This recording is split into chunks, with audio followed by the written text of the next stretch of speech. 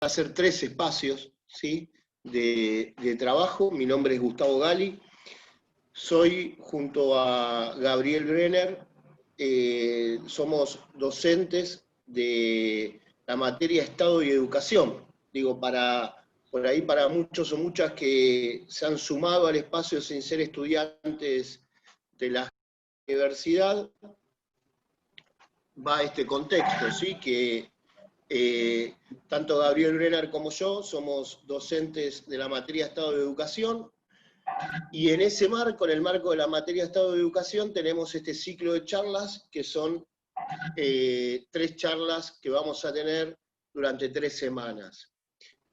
Mi materia se dicta en la licenciatura a nivel inicial, la de Gabriel se dicta la licenciatura en educación primaria, ¿sí?, en la sede atlántica de la Universidad Nacional de Río Negro. También están nuestros compañeros y compañeras de equipos, ¿sí?, presentes acá en esta sala. En mi caso, Verónica y Alejandro. En el caso de Gabriel, está Noelia, Lorena y creo que alguien más que ahora va seguramente a... Caro y Carolina. ¿Cómo? Y Carolina. Y Carolina. Bien. También están presentes, que las invitamos a saludar si quieren, Soledad Bercelino, que es la directora, ¿sí?, de la Escuela de Humanidades, y está también presente Cecilia Ferrarino, que es la directora de la carrera de la licenciatura al nivel inicial. No sé, Soledad o Cecilia, si quieren decir una palabra. Sí, bueno, buenas tardes a todas, a todos. Bueno, la verdad que celebrar este ciclo de charlas, voy a agradecerles a Gabriel y a Gustavo el esfuerzo y a su equipo, porque es un trabajo de varios, y a Cecilia Ferrarino, porque bueno, es un poco la que acompaña y organiza detrás de bambalinas, y bueno, y solo acá como en el auditorio, esperando escuchar cada una de las charlas que, bueno, que tocan temas centrales hoy en el campo educativo, así que solo nada, agradecerles que hayan armado este evento, y nada, y dispuesta a disfrutarlo. Y bueno, y a todas las alumnas de la carrera, bueno, un gusto verlas, conozco algunos de sus nombres por gestiones, y ahora empiezo a ponerle caras y ruidos, así que, y voces, así que bueno, ojalá que podamos tener otros eventos así en donde nos acerquemos de otra manera, además de la manera en que ustedes se vinculan con la sede y con la universidad, que es con las carreras virtuales. Eso, muchas gracias a los organizadores, y me quedo a disfrutar. Gracias, Soledad. Bien, en línea con lo que dice Sole, agradecerles a Gabriel y a Gustavo y a sus equipazos, digamos, equipos potentes que tienen, esta iniciativa, esta posibilidad de que lleguen nuevas voces a la universidad, voces que nos acompañan en clave de lectura en relación a temas que requieren siempre ser pensados. Así que bueno, el agradecimiento a los equipos docentes, a las profes que hoy nos acompañan, y bueno, y celebrar esta iniciativa y darle la bienvenida a todos, a nuestros estudiantes que están aquí y a quienes se sintieron convocados con esta invitación. Nada más, Gustavo, gracias. Gracias, Cecilia. Bueno, y de nuestro lado... Gustavo, perdón que te interrumpa, que yo tuve un error entre licenciaturas. Lorena es, junto con Noelia y Paula parte del equipo de primaria, así que me disculpo, porque exacto, fue no sé qué, se me filtró otro nombre, pero es Lorena, Noelia y Paula, parte del equipo, así que corrijo. Muy bien. Ahí está. No, a ver, nosotros también con Gabriel y con los equipos, agradecerle mucho a Soledad, a Cecilia, al área de extensión también de la universidad, porque nosotros, la realidad es que cuando pensamos el programa, pensamos en ese momento en la necesidad de poder hacer estas charlas, ¿sí? queríamos que además de que se encuentren con nuestras clases, con lo que nosotros veníamos trabajando, y que construimos un programa conjunto entre las dos carreras, queríamos también que nos puedan acompañar profesionales, gente con mucha trayectoria y con mucho trabajo también, para ponerle voces distintas, ¿sí?, a esto que estamos trabajando, y que no es ni más ni menos que el vínculo, la relación entre el Estado y la educación. Y elegimos 3 temas que creemos que son centrales en la escuela hoy, que son centrales para pensarlos como políticas de Estado, y no solo como políticas de gobierno, y que son centrales también en este contexto en que estamos viviendo, en que creemos profundamente que la escuela tiene que ser un lugar de profundización de la democracia. ¿Sí? Estuvimos en este tiempo trabajando de distintos tipos de Estado, distintos modelos del Estado y de maneras de entender la educación. Y la realidad es que creemos, ¿sí?, hoy más que nunca, que es necesario que la escuela sea el lugar de profundización y de construcción de una ciudadanía radicalmente democrática. En ese sentido es que por eso invitamos a 2 queridas compañeras, pero además con una trayectoria muy importante en el tema de educación y memoria, la construcción de la memoria histórica y en la construcción de la memoria de nuestro país. Como saben, hemos trabajado, ¿sí?, centralmente en la materia del Estado autoritario, y también la vuelta, ¿sí?, el retorno de la construcción del Estado democrático, y creemos que la palabra que ahora va a presentar Gabriel, de Cecilia y de Celeste, contribuyen a seguir dando esas discusiones, y contribuyen también a vincular el Estado y la educación a través de la política pública, ¿sí?, a través de las políticas educativas. Cómo el Estado despliega políticas para profundizar, ¿sí?, esa ciudadanía democrática que creemos cada vez más necesaria construir. Así que bueno, en este sentido, este es el marco de esta charla y de las charlas que vienen, y los dejo con Gabriel, que va también a enmarcar, pero sobre todo a presentar a estas 2 queridas compañeras. Bueno, buenas tardes a todas, a todos.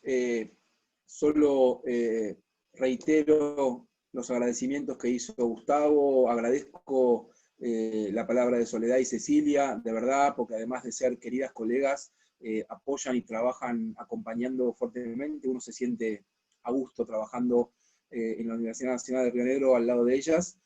Agradecemos a nuestros equipos, y fundamentalmente a todas y todos los presentes. Miren, yo voy a leer ahora la presentación de las 2 personas que van a disertar, pero permítanme decir algo, porque esto es en el marco, como bien dijo Gustavo, de una experiencia en la que estamos aprendiendo en torno a una relación muy particular entre Estado y educación. Pero fundamentalmente, cuando al Estado se lo ha golpeado mucho, se lo ha ensuciado mucho, y sigue siendo hoy objeto de gran desprestigio. Entonces, no es menor que con Gustavo y los equipos que conducimos tengamos el placer de presentar hoy a 2 queridas compañeras, como dijo Gustavo. Y no son compañeras o profesionales que nosotros presentamos y que las vemos en una vitrina. Trabajamos al calor cotidiano con ellas durante muchos años en el ministerio, las vimos patear escuelas, leer, estudiar. Ya voy a presentar como corresponde el currículum, como se hace en cualquier evento académico, pero esto que estoy diciendo anticipa esa lectura.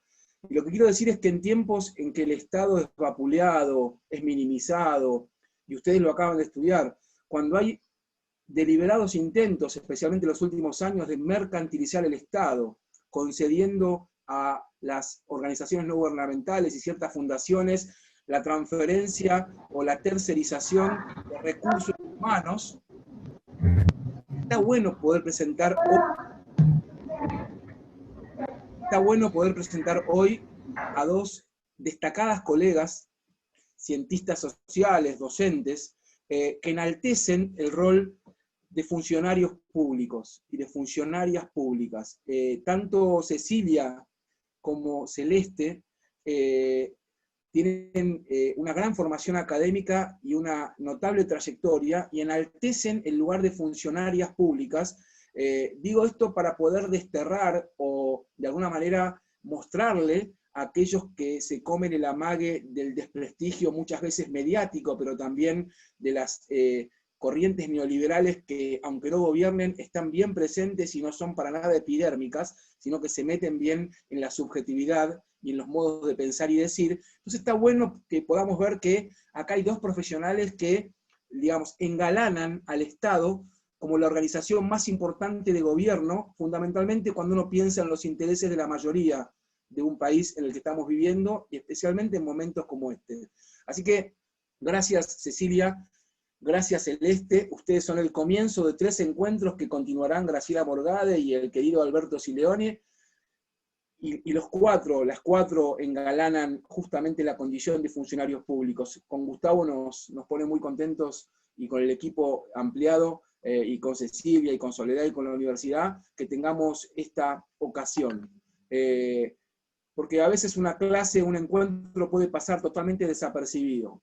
Estoy calculando o recalculando que eso no va a pasar hoy, que eso no va a pasar el martes que viene, y que eso no va a pasar el otro. Puede pasar un montón de cosas, pero nada que se parezca a algo que pasa desapercibido.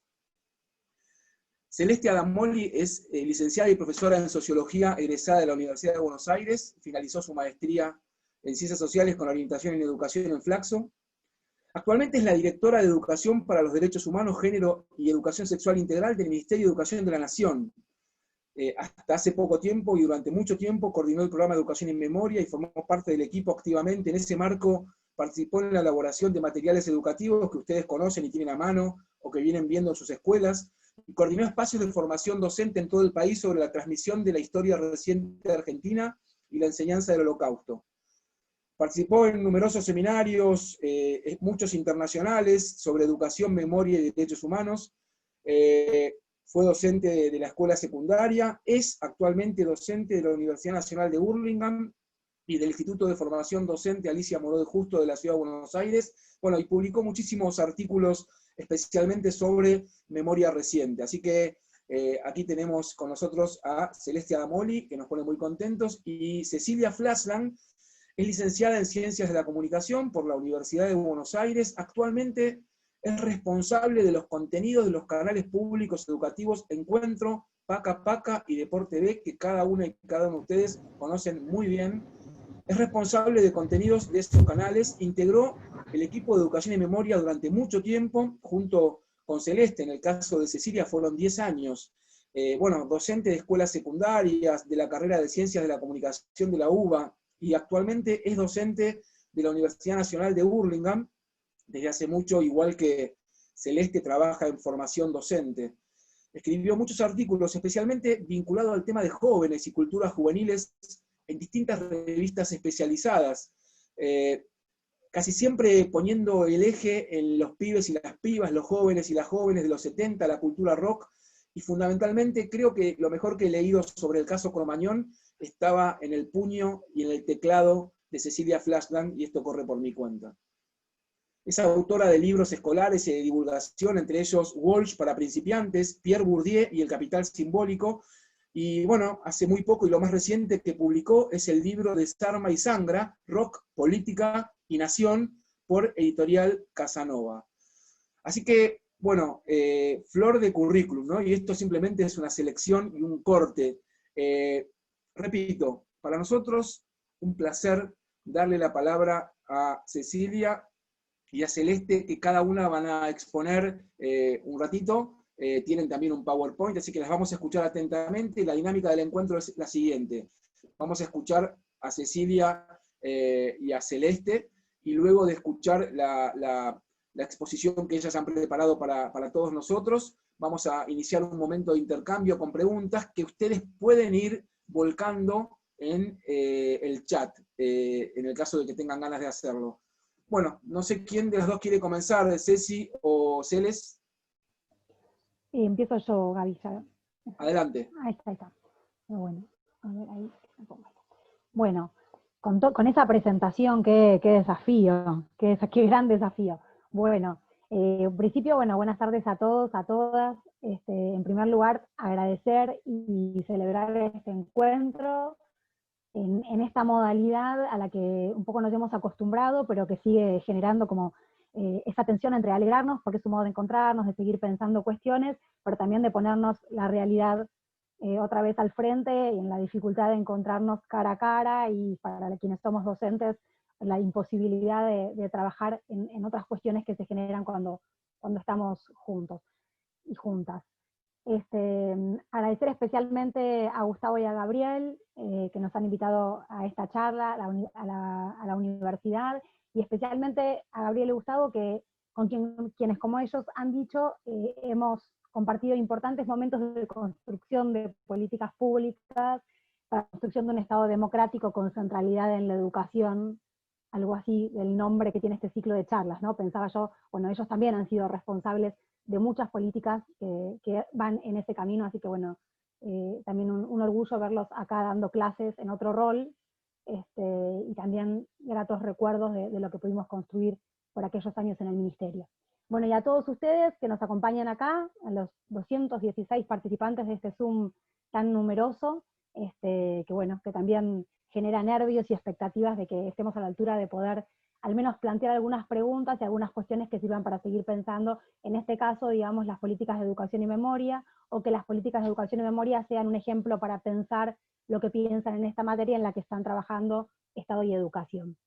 Bueno, con Cecilia, básicamente lo que hicimos fue pensar como una charla, bueno, también agradecerle a Cecilia, que fue 14 años mi compañera, que hoy seguimos trabajando juntas en la Universidad de Burlingame, pero ya no compartimos el cotidiano, así que estamos ahí como aprendiendo a trabajar de otro modo juntas, pero no obstante preparamos esta charla de la siguiente manera. Pensamos como dos momentos, uno primero que voy a tomar, en el que vamos a plantearles algunas cuestiones vinculadas a cómo se construyó esta política de educación y memoria, cómo se formó el programa de educación y memoria, y de alguna manera cómo se inscribe este programa y esta política en lo que fueron las políticas educativas y las políticas de derechos humanos y de memoria en la Argentina, fundamentalmente entre el año 2005 y el año 2015. Después podemos señalar algunas cuestiones que funcionarán quizás como epílogo de lo que ocurrió después del 2015, y también vamos a mencionar algunas cuestiones anteriores. Y en la segunda parte, que es la que va a tomar Cecilia, vamos a presentarles 3 materiales educativos producidos por el programa, que seleccionamos un poco pensando en ustedes, en que son las carreras de docentes de inicial y de nivel primario. Ustedes saben que el programa puso su foco, ahora lo vamos a contar, pero la mayoría de los materiales están producidos para secundaria y formación docente. No obstante, hay algunos materiales que hemos elaborado tanto para nivel inicial como para primaria, y son 3 de ellos los que trajimos para compartir y problematizar con ustedes. Así que esos serían como los 2 momentos de la charla que vamos a dar hoy. En primer lugar, entonces, para poder meternos en el programa y en pensar estas políticas de educación y memoria, lo que me interesaba señalar son algunas coordenadas básicas para pensar la relación entre escuela y memoria. Una relación que se transformó a lo largo de la historia, y particularmente a lo largo de la democracia, que ya llevamos 37 años, que mencionaba también Gustavo al principio, en una relación que no ha sido lineal, que no avanzó nunca en una sola dirección, que es bien compleja y que tiene como algunas características propias, que también tienen que ver con las características de la memoria, con cuestiones que involucran la subjetividad, el conflicto, la posibilidad de transformación y permanencia, entre otras cuestiones. Me interesa señalar esta relación entre escuela y memoria, porque de alguna manera lo que da cuenta es que no hablamos de un devenir natural, como no lo es nunca en ninguna política, sino que habla efectivamente de una construcción social, ¿no? Que siempre podría haber sido de otra manera. Me gusta señalar eso porque muchas veces se naturalizan ciertas cuestiones respecto de política como si no hubiéramos podido optar por otros caminos. Y hay que señalar que estas políticas, o por lo menos las políticas de educación en memoria, son el producto de una voluntad política que hizo que éstas se llevaran adelante. En ese sentido, para pensar esta relación entre escuela y memoria, me interesaba traer, para ir después para atrás y para adelante, específicamente un apartado de la Ley Nacional de Educación 26.206, que señala que el ejercicio y la construcción de la memoria colectiva sobre los procesos históricos y políticos que quebraron el orden constitucional y terminaron instaurando el terrorismo de Estado, deben ser enseñados en la escuela.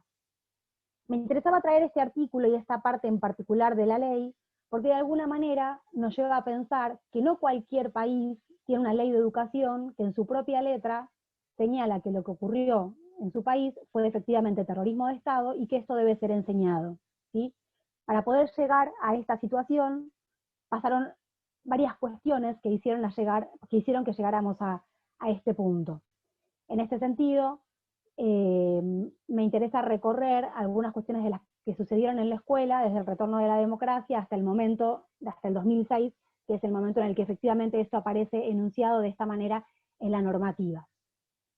Lo que me interesa pensar, y en lo que no me voy a detener tanto en esta oportunidad, porque acordamos hacer un momento también breve de exposición para que después puedan haber algunas preguntas, es pensar de alguna manera si en la relación escuela y memoria uno puede pensar a la escuela como una caja de resonancia de las políticas de memoria, o si habría que pensarlo con un espacio de relativa autonomía respecto de estas políticas de Estado, o si de alguna manera en la escuela pueden inscribirse algunas características con matriz propia, en la que en determinado momento esto confluye, es decir, las voluntades quizás más de los docentes o las políticas van amalgamando esto que ocurre efectivamente en el territorio de la escuela respecto de las políticas educativas.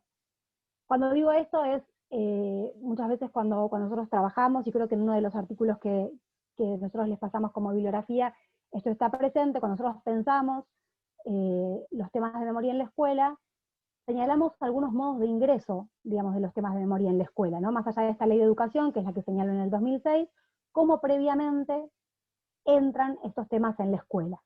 Y decimos que estos temas entran en la escuela, por un lado a partir de la normativa, como es el caso de la ley, o podría ser de los NAP, que le incluyen en distintos niveles educativos la presencia explícita de la enseñanza del terrorismo de Estado, o de temas vinculados a derechos, o el quiebre del orden institucional, mencionado de distintos modos en estas normativas.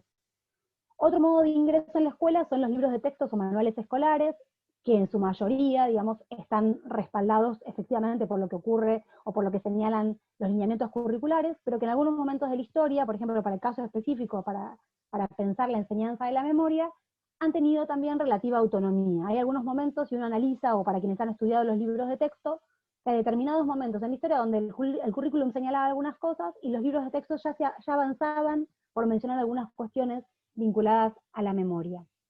La otra gran puerta de entrada para estos temas en la escuela son las efemérides escolares, que para nivel inicial y primario quizás sean uno de los modos de ingreso más relevantes, lo cual plantea también infinidad de discusiones que tienen que ver con cómo se trabajan las efemérides en la escuela, y también discusiones, digamos, para quienes trabajan a veces de manera crítica las efemérides, en términos de que por ahí las efemérides durante mucho tiempo tendieron a construir identidades homogéneas y no había lugar para pensar la diversidad.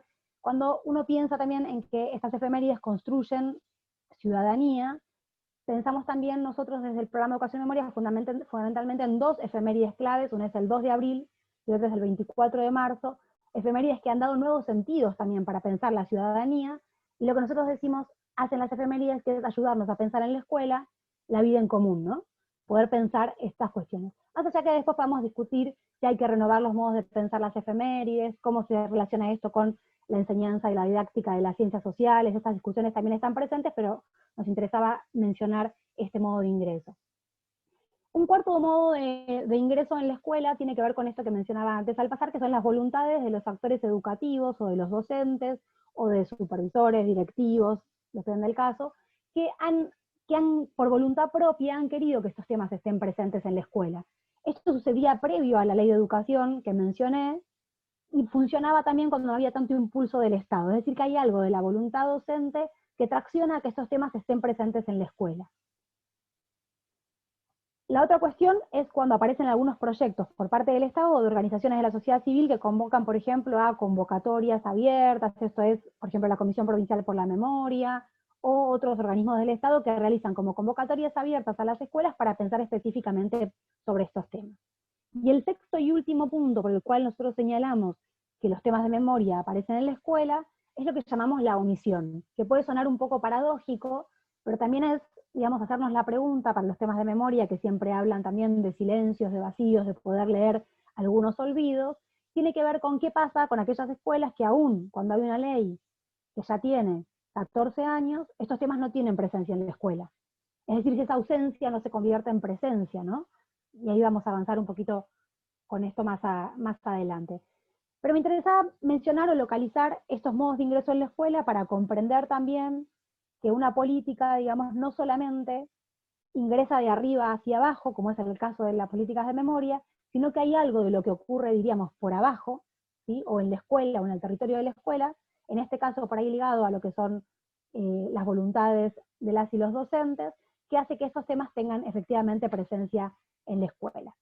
Voy a mencionar muy rápidamente como 3 momentos en los que nosotras trabajamos, digamos, estos modos de ingreso en la escuela, que es básicamente un primer momento, digamos, que va desde 1983 hasta 1989, que sería el retorno de la democracia y la imposibilidad de nombrar en las aulas, un momento que nosotros decimos muchas veces tiene algunas ambigüedades y contradicciones en los modos de pensar y ejercer la democracia en las aulas, muy golpeadas por el proyecto de la dictadura. Imagino que en algo, por lo que comentaba Gustavo al principio, algo de esto habrán visto también en la materia, en cómo fueron las políticas de educación durante la dictadura, bueno, donde estas permearon y entraron capilarmente en la educación, instaurando el terror, con lo cual en el 83 fue bastante difícil reponer lazo, vida en común y reponer el valor de la democracia, y sobre todo también hablar del terrorismo de Estado en esos primeros años, que todavía el miedo estaba tan instalado. Pero sin embargo, cuando uno hace un análisis, puede localizar que en ese momento hay alguna voluntad política, digamos, quizás más tibia, por decirlo de alguna manera, de que estos temas empiecen a ingresar en la escuela, y también hay muchos momentos de voluntad, digamos, mucha presencia de voluntad docente que quiere impulsar que estos temas entre el 83 y el 89 efectivamente estén en las aulas. El segundo momento es el que va del 83 al 2003, que nosotros llamamos el tiempo de impunidad, pero que a la vez es un momento que Krenzel, que es un pensador, digamos, un sociólogo que ha pensado varios temas vinculados a la memoria, menciona que en ese momento la memoria adquiere lo que se llama un estatus propio. ¿Qué quiere decir esto? Que en este momento se produce cierta fricción entre lo que propone y hace el Estado y lo que pasa socialmente. Acá aparece otro punto muy importante para pensar las políticas de educación y memoria, que tiene fundamentalmente que ver con las organizaciones de derechos humanos.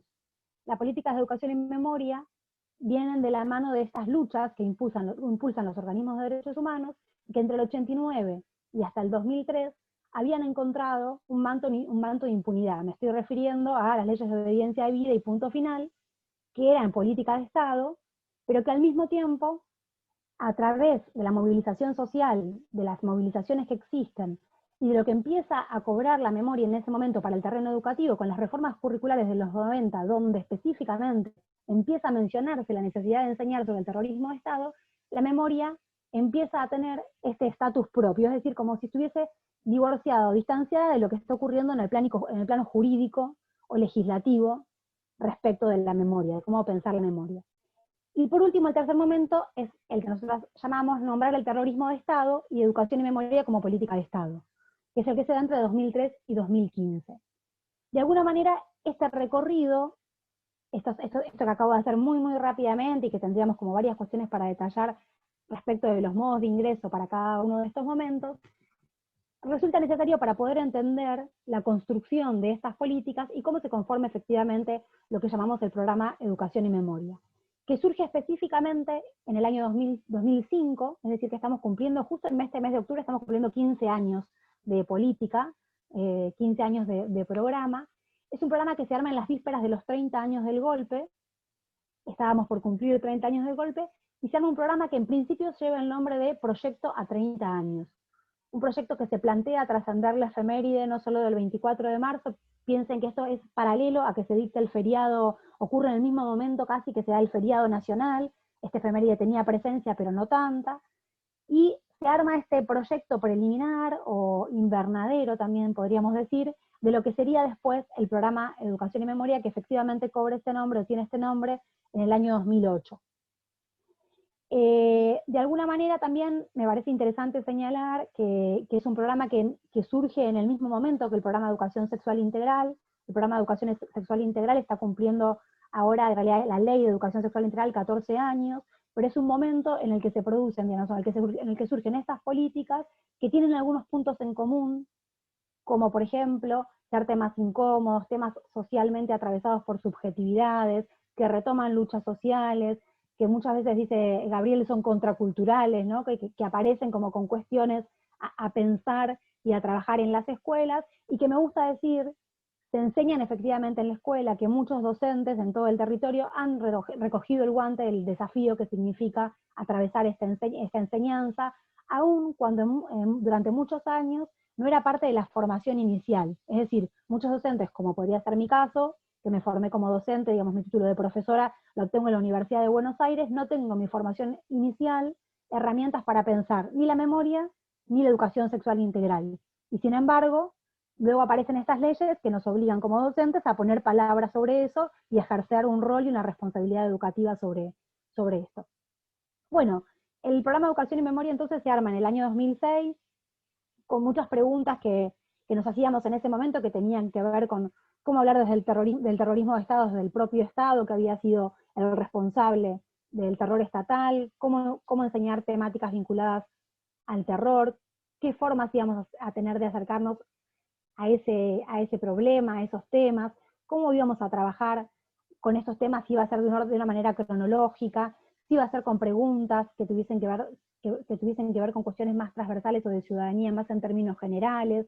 Nos preguntábamos también en qué nivel íbamos a hacer foco. Bueno, todo eso se fue armando durante el devenir de estos años. Ya por el 2006 el programa lanza uno de los primeros materiales educativos que va a presentar Cecilia ahora a continuación, y fundamentalmente en los primeros años trabaja con formación docente y con nivel secundario, y luego empieza a trabajar también con los otros niveles educativos en formación docente en todo el territorio. Cuando el programa de Educación y Memoria se arma, lo que hacemos o lo que terminamos de pensar desde el Ministerio de Educación es la posibilidad de organizar esta política con ejes temáticos que organizaran de alguna manera esta política. Y se conforman 3 ejes temáticos que han variado, han tenido sus variaciones a lo largo del tiempo, pero que son el terrorismo de Estado en la Argentina, Malvinas y Holocausto y genocidios en el siglo XX. Son 3 ejes temáticos que de alguna manera tienen puntos en común y muchas diferencias, y los puntos en común fundamentalmente son temas que han atravesado las sociedades, que han dejado huellas y que deben ser enseñados. De alguna manera, esos 3 temas, otros grandes ejes que trabajó el programa, pero que incorpora otro, y en este momento, por ejemplo, estamos trabajando fuertemente sobre las memorias de la democracia, algo que habíamos comenzado a hacer ya en otra gestión cuando Gabriel era subsecretario, y también otros núcleos de la historia que nos han ayudado a pensar distintas cuestiones. Para terminar esta primera parte, darle la palabra a Cecilia y después en todo caso a quedar abierta, digamos, a la conversación. Por ahí señalar que la existencia de este programa o de esta política fundamentalmente tuvo que ver con una concepción de entender que era necesario un programa para poder atender a lo que nosotros llamamos la pedagogía de la memoria. Es decir, que no era un tema más, que era un tema que justamente movilizaba cuestiones políticas, afectivas, éticas, que movilizaba subjetividades, y que era necesario atenderlas e impulsarlas desde el Estado con un acompañamiento, porque también existía la dificultad para poder hacerlo.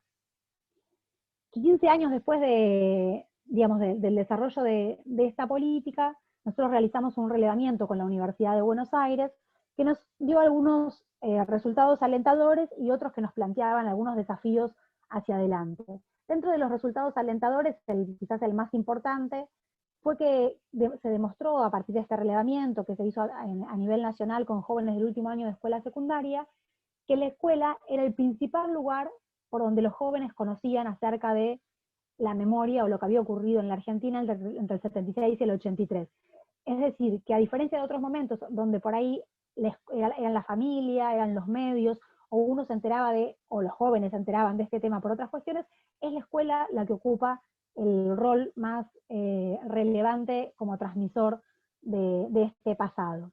Esto de alguna manera da cuenta de cómo efectivamente los y las docentes recogieron el guante y se hicieron cargo de enseñar este tema, aún con estas complejidades, aún con una tradición normalista que decía que la escuela tenía que enseñar temas cerrados, y este es un tema que está abierto. En todo caso, lo que también señalamos nosotros y nosotras siempre es que hay un piso, ¿no? Es decir, bueno, nosotros es un tema que se discute, pero hay algunas discusiones que luego sí se saldaron en ese tercer periodo que yo mencionaba, entre lo que dice la justicia y lo que ocurre en la escuela, que es que efectivamente en la Argentina existió terrorismo de Estado. Entonces hay cantidad de cosas que pueden discutirse, pero otras que no son terrenos de discusión porque lo dijo la justicia y porque la escuela se para desde eso, o debería pararse desde eso para poder pensar en construir más y mejor democracia según lo que nosotros entendemos. Por último, entonces, lo que me interesaba señalar es quizás volver a esta idea que planteaba en algún momento de la voluntad docente y de la transmisión, que es algo que funcionó mucho también cuando las políticas de educación y memoria fueron descuidadas, quizás en los últimos 4 años anteriores, en los que no se le dio el impulso. Estas políticas siguieron funcionando en muchos casos en la escuela, porque ya estaban en la normativa, porque había voluntad, pero a la vez también me interesaba señalar o pensar qué es esa voluntad, digamos, si se alcanza solo con la voluntad, o justamente es necesario pensar en que hay políticas que deben digamos, acompañar, y sobre todo para pensar qué es lo que debe transmitirse, ¿no? Eso es un poco en lo que va a meterse Cecilia cuando pensemos en los materiales educativos. No es solamente transmitir el imperativo de educar para que no se repita, porque lamentablemente eso nos ha demostrado en la historia de la humanidad, que aunque lo repitamos como mantra, educar para que no se repita, han ocurrido genocidios luego de otros genocidios. Entonces, aunque desde la pedagogía de la memoria tengamos eso como horizonte, de alguna manera tenemos que poder pensar que aquellos materiales, que aquellas clases que acercamos a nuestros alumnos para pensar estos temas, tienen que poder tender puentes con las experiencias presentes de nuestros alumnos, tender puentes con la importancia de comprender cómo eso fue posible, poder pensar la memoria desde la vitalidad de las preguntas que nos hacemos en el presente, entre otras cuestiones. Y también, algo que es fundamental, pensar que algunos docentes, esos temas nos movilizan especialmente, pero que hay docentes que no los movilizan y que igual tienen la responsabilidad de enseñar sobre estos temas, ¿no? Conversábamos hace un tiempo en la Universidad de Burlingame con Sirioni, quien estará con ustedes dentro de 2 encuentros, y decía, yo me pregunto, digamos, nosotros avanzamos un montón, avanzamos con la ley, pero dice, pero ¿qué pasa con esos docentes que ahora tienen que cumplir la normativa y quizás no tengan la pasión que nosotros teníamos por enseñar sobre estos temas? Bueno, ¿cómo hacemos para transmitir ahora que no es pasión, sino la responsabilidad de educar sobre los temas de memoria? Me parece que ahí hay un importante desafío hacia adelante, ¿no? Pensar también en lo que pasa con nuestros estudiantes, esos estudiantes que a lo mejor para nosotros es el tema y a lo mejor no los moviliza lo suficiente. Entonces también pensar cómo hacemos para que para que estos temas cobren vida y puedan efectivamente ser significativos en los presentes de nuestras alumnas y nuestros alumnos. Bien, me quedo acá, Ceci, te dejo con los materiales y después retomamos. Bueno, muy buenas tardes a todos, a todas. Mientras la escuchaba Celeste, me acordaba, ¿no? Hoy que hice como un repaso de los materiales que iba a compartir con ustedes, que en uno de esos materiales contamos el uso que una maestra, una querida compañera nuestra, Sonia, hizo de esos materiales en el aula, y nos había mandado apuntadas las preguntas que los niños, niñas habían hecho después de estar con esos materiales. Anoté algunas, porque tienen que ver con esta vitalidad que Celeste decía, ¿no? Los chicos, después de trabajar con un material de dictadura, escribían: ¿todos los Falcon eran verdes? Los secuestros eran siempre de noche, ¿no? Si nadie nos los veía. ¿Usaban la misma bandera entonces? ¿Cómo hacen las maestras para enseñar todo eso que no vivieron? Preguntas hermosas, digamos, entre bellas, impunes, impertinentes, ¿sí? Como bien son siempre los chicos, las chicas en el aula, aun cuando uno les proponga un tema como este, que está tan vinculado a ciertos dolores, a ciertas heridas no saldadas. a ciertas incomodidades, ¿no? Entonces quería empezar con esto, ¿no? Retomando esto que Celeste decía de cómo se le da vitalidad a estos temas. Les cuento lo que yo armé para compartir.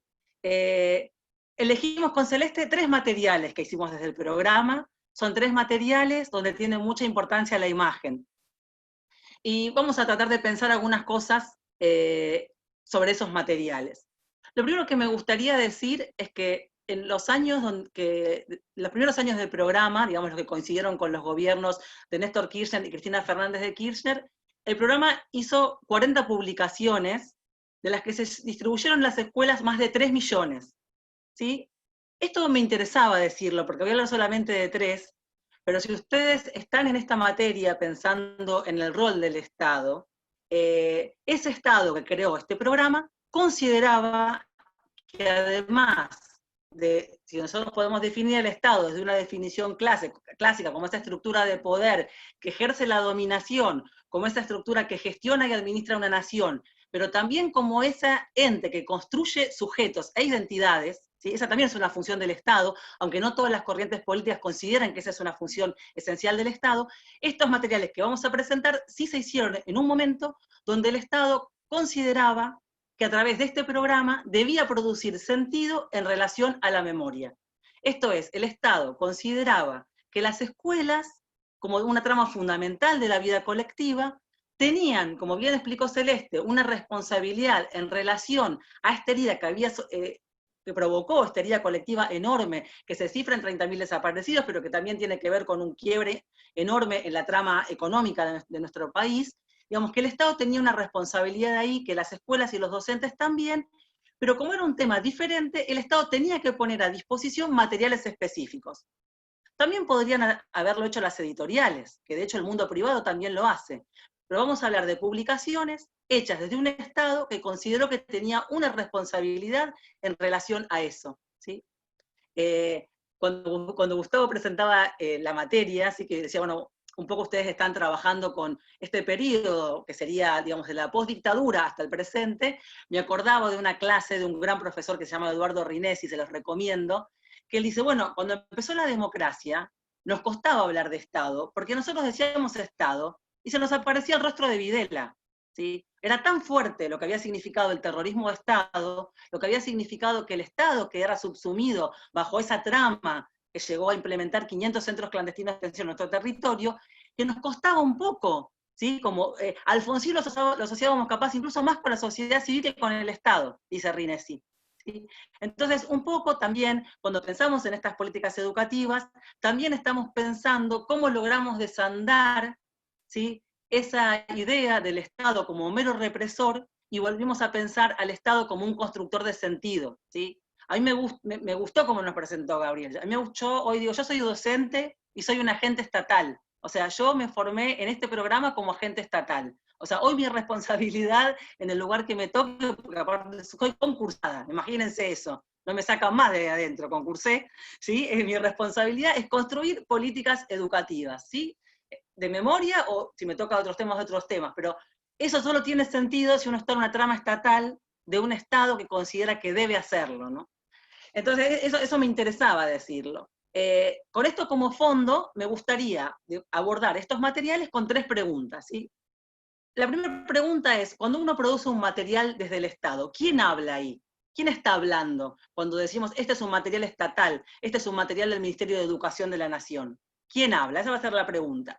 La segunda pregunta que les voy a proponer para mirar estos materiales es, ¿de qué hablan estos materiales?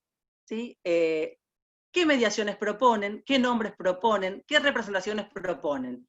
Y un poco esta pregunta me gustaría que también ustedes la tengan en la cabeza pensando en nosotras como docentes, ¿sí? Cuando decidimos llevar algo al aula, ¿qué decidimos llevar y por qué? ¿Sí? Entonces, ¿quién habla en esos materiales? ¿De qué hablan? Y la tercera pregunta es, ¿a quién le hablan estos materiales?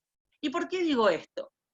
Porque cuando nosotros pensamos que un material como los que vamos a presentar ahora fue hecho desde el Estado, fue hecho desde un Ministerio de Educación, ese quien habla es de alguna manera una forma que nos permite pensar la complejidad, la trama, los actores sociales que se articulan en eso que es el Estado, ¿sí?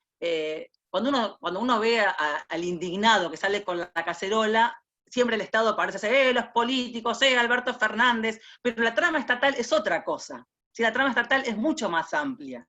¿Sí? La trama estatal efectivamente es quienes han asumido el gobierno, pero es también los cuadros estatales que permanecen, y la trama estatal es también federal, y es, en los temas de memoria, algo muy importante, nosotros con Celeste en chiste llamábamos los lobistas de la memoria, son aquellos colectivos que representan a las víctimas, que le dicen al Estado, habla de mi dolor, ¿sí?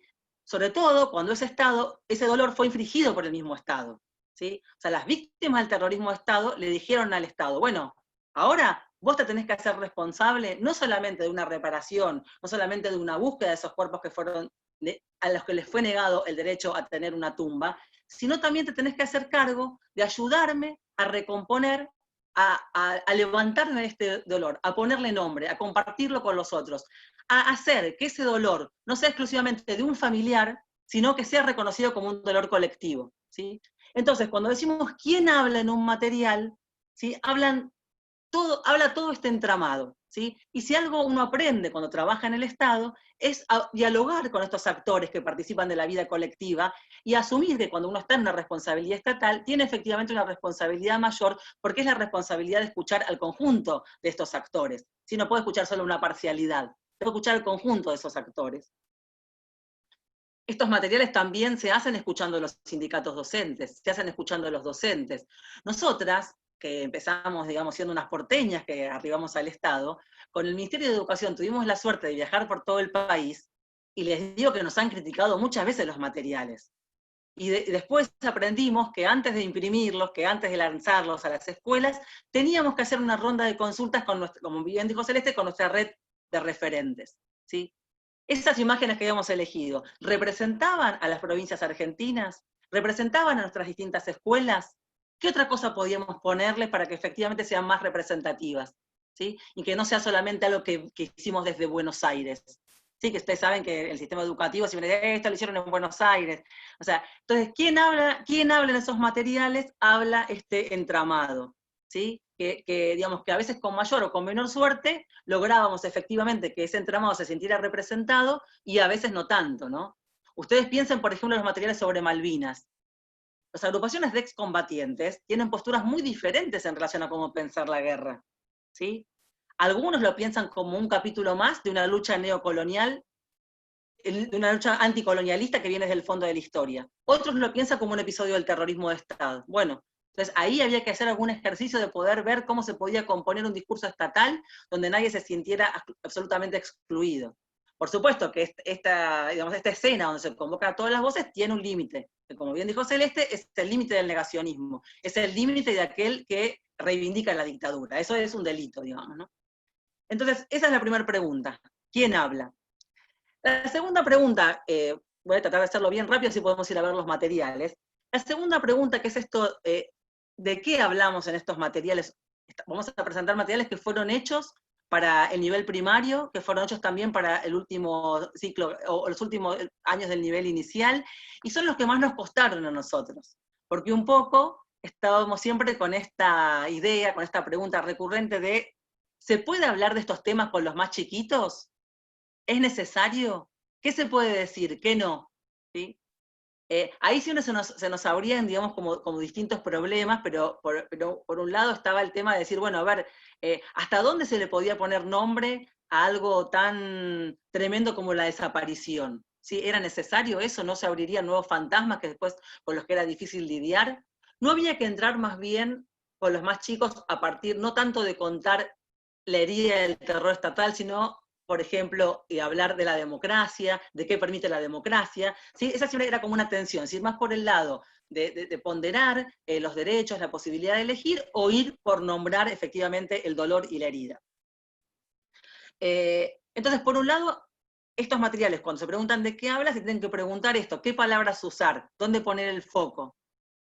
Y otra pregunta bien interesante para nosotros era la pregunta por la representación. ¿Qué imágenes? ¿Con qué imágenes íbamos a mostrar esto? ¿Cuáles eran las imágenes que podían efectivamente impactar en los más chicos, ¿sí? Generar ganas de mirar, generar comprensión, y que a la vez le hacían justicia a esto que estábamos intentando contar, ¿no? Y por otro lado, como decía Celeste, estos materiales también se inscriben en una tradición, que es la tradición escolar, donde hay unas ciertas lógicas de materiales que circulan. Entonces no podían estar totalmente como despegados de estas lógicas, ¿no? Entonces, ahora cuando veamos los ejemplos, vamos a pensar en esto.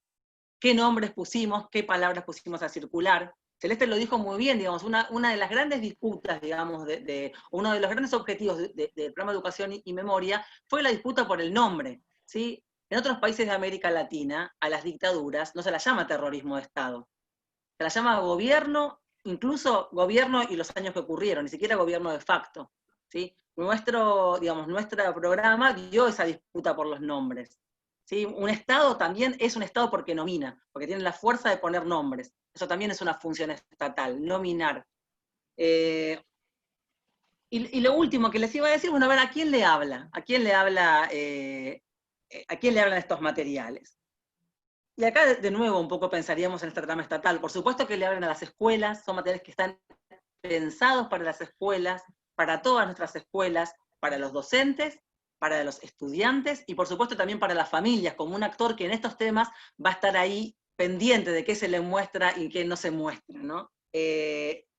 También estos materiales le hablan a las organizaciones que representan, a los organismos de derechos humanos, que representan a las víctimas, que dedicaron su vida a luchar por esto. Son luchas que también permitieron el retorno de la democracia, son luchas que nos permitieron armar un piso ético para refundar la vida colectiva en la Argentina. También esos materiales le hablan a estos grupos. Y diría que también son materiales que le hablan a los muertos, ¿sí? También estos materiales tienen la obligación de que esas personas que fueron asesinadas nada menos que por el Estado, que fueron víctimas de la represión estatal, que fueron víctimas del terrorismo de Estado, que ni siquiera han tenido el derecho a una tumba con su nombre, también merecen de alguna manera un acto reparador, que en este caso llega a partir de una política educativa. O sea que también esos materiales le hablan a nuestros muertos, ¿no? Entonces, con estas tres preguntas, ¿quién habla? ¿De qué hablamos? ¿Y a quién le hablamos? Vamos a proponer ver tres materiales. No sé si acá el compañero que me maneja el Power puede compartir la primera imagen. Bueno, el primer material que íbamos a compartir con ustedes es este, que es una ilustración de un afiche que hicimos cuando empezó el programa, como decía Celeste, cuando se cumplían los 30 años del aniversario del golpe, y es un afiche que venía acompañado de un cuento, que es el cuento, capaz lo conocen seguramente, de Elsa Bornemann, El caso Gaspar, ¿sí? Incluido en el libro Un elefante ocupa mucho espacio, un libro censurado por la dictadura. Entonces, de alguna manera, en este primer material que hicimos, proponía lo que hoy capaz es una entrada clásica para trabajar estos temas en el nivel, que es trabajar a partir de lo que está prohibido y de lo que está permitido, ¿sí? Hoy capaz es una entrada bastante, digamos, conocida por las maestras, también se utiliza a veces en nivel inicial, y lo que proponíamos con este afiche era también un juego, ¿sí? No sé si les recuerdo brevemente de qué se trata el cuento. El caso Gaspar es el caso de Gaspar, un vendedor de manteles, que decide un día desarrollar una estrategia de venta novedosa, que es ir caminando haciéndola vertical, ¿sí? Entonces sale a vender sus manteles, tenía que vender una cantidad de manteles por día para llegar a su subsistencia, pero sale, como lo vemos acá en la imagen, caminando con las manos. Eso causa mucho estupor y miedo, ¿sí? En el cuento está sugerido, digamos, que un poco el que hace algo diferente asusta. Entonces Gaspar va teniendo una serie de problemas, de vicisitudes, al punto que termina en un diálogo con la policía, y él pregunta, no sé por qué todos se asombran, no sé por qué todos se asustan, me gustaría que ustedes me digan, ¿está prohibido caminar sobre las manos? Y ahí se arma toda una situación medio disparatada porque se ponen a buscar una normativa que prohíba caminar sobre las manos y efectivamente no la encuentran, ¿no? Entonces, lo que proponíamos acá con esta ilustración era encontrar, si ustedes, tipo como el juego Buscando a Wally, ¿sí? Encontrar los distintos Gaspares, ¿no? Hay muchos Gaspares. Y a la vez, esta situación, que es una situación, digamos, de una plaza, una situación puede ser de un pueblo, de una ciudad, tiene muchos elementos para trabajar, ¿no? Está el registro civil, hay una escuela, hay un hospital, o sea, hay instituciones representando al Estado, está esa estatua en el centro de la plaza, hay algunas manifestaciones, una de juicio y castigo, una que pide trabajo digno, y después hay muchas situaciones cotidianas, ¿no? Una pareja besándose, un hombre africano vendiendo sus anillos. Sí, hay un poco de todo. Yo eso me había olvidado, Adamori, que me ha puesto el africano ahí. Realmente, dijo, qué grosos fuimos, todos pusimos. Eso es re interesante la escena porque tiene mucho para trabajar, digamos, ¿no? Un poco, a partir de esta pregunta de qué está prohibido y qué está permitido, pasan muchas cosas en esa situación. Entonces, este fue un primer material que hicimos. Era un material donde proponíamos algo más abierto, donde proponíamos algo que tenía este componente lúdico que les menciono, y donde no se avanzaba tal vez tanto en pensar muchas de las cosas que después pudimos trabajar sobre la dictadura. Era una propuesta medio iniciática, ¿sí? Los libros prohibidos, lo que se puede y lo que no se puede. Vamos al segundo material, la segunda imagen. La segunda imagen que vamos a ver ahora es un afiche que hicimos cuando se cumplieron los 35 años del golpe. Ahí va. También fue un afiche que se proponía para trabajar sobre todo en las escuelas primarias. Y acá, digamos, Celeste también hacía ese recorrido de nuestros diferentes momentos. Acá ya, digamos, si bien también es una escena escolar, nosotros lo que nos propusimos acá es que cada uno de los objetos presentes en esta escena que está dibujada, que es un collage, poder ir reconstruyendo las diferentes dimensiones del terrorismo de Estado.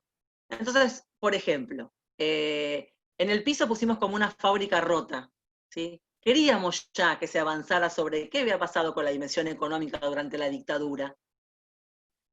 Una de las niñas tiene las fotos de los desaparecidos. Queríamos poder construir la pregunta sobre quiénes fueron esos desaparecidos y desaparecidas. Queríamos también poder hablar de la lucha de las madres de Plaza de Mayo. Queríamos insistir con las prohibiciones, el Mundial 78, la Guerra de Malvinas. Digamos que con todos estos objetos que se disponían en esta situación, que era una biblioteca escolar, invitábamos a pensar en las diferentes dimensiones de la dictadura. Algo que para nosotros también era muchas veces clave, era decir, bueno, a ver, vamos a llevar a la escuela un material y estamos proponiendo que se use para distintos ciclos, ¿sí? Entonces, también lo que nos permitía esta disposición de los objetos, este material venía con un cuadernillo donde había las propuestas de actividades y donde estaba, digamos, como explicado esto que les estoy contando, decíamos, bueno, también hay que pensar que los temas de memoria estamos propiciando que se trabajen a lo largo de toda la trayectoria escolar. No es necesario que un año con un material se, digamos, cumplan todos los temas. Entonces también esto de los objetos se podía ir pensando secuenciado, en el primer ciclo tomar unos, en el segundo ciclo tomar otros, ¿sí? Ir como organizando diferentes recorridos. Eso para nosotros también es importante porque muchos de los miedos que a veces hay en las familias y en las docentes y en las instituciones de trabajar con estos temas, tiene que ver con pensar que hay que explicarlo todo, ¿no? En primer grado no tenemos que explicar qué es un centro clandestino de detención y cuáles eran los métodos de tortura. O sea, no es necesario eso, ¿sí? Se pueden trabajar otras cosas. Entonces este material nos permitía un poco organizar esa secuencia de contenidos. Bueno, vamos a ver y lo último, en este material sí, ya nosotros, como decía Celeste, habíamos de alguna manera construido el concepto de terrorismo de Estado, que fue algo muy importante para nuestro sistema educativo, hubo resistencia de algunas provincias, o sea que también este material tenía como esa finalidad, ir de a poco, una vez que se construyó ese concepto, ir instalándolo. Y vamos con el último. Este es un material que salió este año, ¿sí? Sí, me gustaría decir que esos números que yo les dije a ustedes de la cantidad de publicaciones, sí, durante los 4 años de macrismo hicimos una publicación con 1000 ejemplares. Así que capaz contrasta bastante con los números que di antes de la gestión anterior. Este año, digamos, el programa propuso iniciar un trabajo que se va a extender por todo el año, donde se pudieran vincular dos conceptos, el concepto de efeméride y el concepto de género. Nos propusimos, digamos, mirar nuestro pasado nacional con las lentes de la ESI, de la educación sexual integral, lentes que nos permiten ver el lugar de las mujeres y de las disidencias sexuales, y preguntarnos, bueno, a ver, si con esas lentes volvemos a mirar nuestro pasado, no reciente, nuestro pasado en este caso, pero ahora vamos a trabajar específicamente con el 24 de marzo, ¿qué otras imágenes, qué otros nombres, qué otras figuras aparecen? Hicimos un trabajo en relación a eso, cómo cruzar la memoria con la ESI y qué cosas aparecían. Entonces, bueno, fuimos a una cosa que es muy clásica, pero yo creo que es la primera vez que a todas las escuelas del país va a llegar, finalmente digitalmente, porque nos agarró la cuarentena, un póster, un afiche, cuya imagen central son las Madres de Plaza de Mayo, ¿sí? Y cuyo lema, de la casa a la plaza, es un lema que uno podría pensar que el feminismo escribió a su manera, cuando dijo que lo personal es político, y que las Madres de Plaza de Mayo lo escribieron a su propia manera. Porque las Madres de Plaza de Mayo no se pensaron a sí mismas como feministas cuando salieron a luchar durante la dictadura, ¿sí? Salieron a luchar durante el terrorismo de Estado. No se pensaron como feministas, pero sin embargo hicieron un movimiento muy parecido al que el feminismo propone, que es politizar el dolor privado. Por eso les pusimos de la casa a la plaza. Esas madres, que algunas eran trabajadoras, otras eran amas de casa, algunas eran docentes, pero la mayoría no tenía una vida activa en la política, aunque algunas sí, pero lograron, a partir de este dolor individual, construir una de las grandes invenciones de la política del siglo XX, no solo argentina, sino internacional, que fue efectivamente pensar que ese dolor no es individual, sino que es colectivo. Las madres fueron unas grandes creadoras de símbolos, uno es el pañuelo, ¿sí? Que primero fue pañal de sus hijos, sirvió para identificarse y después se convirtió en pañuelo, y me parece que el afiche en este sentido también está logrado, no solo por la imagen de las madres. Acá no puse una buena foto, Celeste me va a retar seguramente, pero si ustedes lo pueden ver bien, van a ver que hay adelante un niño que señala el camino, y perdido atrás hay un camarógrafo, también interesante eso. Es un camarógrafo de una agencia internacional. Esta foto es de un fotógrafo, Daniel García, la sacamos del Archivo General de la Nación, me parece, no, del Archivo de la Memoria. El Archivo de la Memoria, perdón. Y me gusta cómo lo resolvió la ilustradora, porque ese trazo desprolijo que representa el movimiento de esa marcha alrededor de la pirámide de Mayo. ¿Sí? Que ahí está la pirámide de Mayo. El primer monumento que tuvo la ciudad de Buenos Aires, un monumento donde una mujer con un gorro representa la libertad. O sea que las mujeres estas, las Madres de Plaza de Mayo, también eligieron girar alrededor de esa mujer que representa la libertad. Y quería contar una anécdota, y después ya voy cerrando. Para nosotros, primero decir que el género, eso me parece interesante, cuando Celeste hacía esta relación entre las políticas estatales y las luchas por la memoria que dieron los organismos de derechos humanos desde el principio de la democracia hasta el presente, esos organismos, en los primeros 80, aunque tímidamente, también se imbricaron con el movimiento de mujeres. En el primer Encuentro Nacional de Mujeres, y de ahí hasta hoy, participan las Madres de Plaza de Mayo. Lo cuenta excelentemente Nora Cortiñas, en una anécdota maravillosa. Dice que va al encuentro de mujeres a plantear los reclamos que ellas tenían en esos primeros 80, que todavía seguían siendo aparición con vida, ¿sí? Ni siquiera era todavía juicio y castigo, sino también era aparición con vida. Y ella, de curiosa, se mete en otro taller. Era un taller sobre sexualidades de mujeres mayores. Ella iba con su pañuelo, como participaban siempre. Entonces dice que está con el pañuelo escuchando ese taller, y que cuando empiezan a hablar sobre sexualidad, le da mucha vergüenza y se empieza a sacar el pañuelo. Le pareció una falta de respeto escuchar esa charla con el pañuelo puesto. Pero ¿qué pasa? En ese taller donde está ella, está también una periodista muy conocida, muy participante también del movimiento de mujeres, que tenía un programa de radio que salía los sábados, ¿sí? Entonces, en el programa del sábado, esta periodista cuenta la anécdota, y Nora Cortiñas lo estaba escuchando con su marido el programa, y parece que el marido se reescandalizó y le dijo, nunca más salís de casa, ¿sí?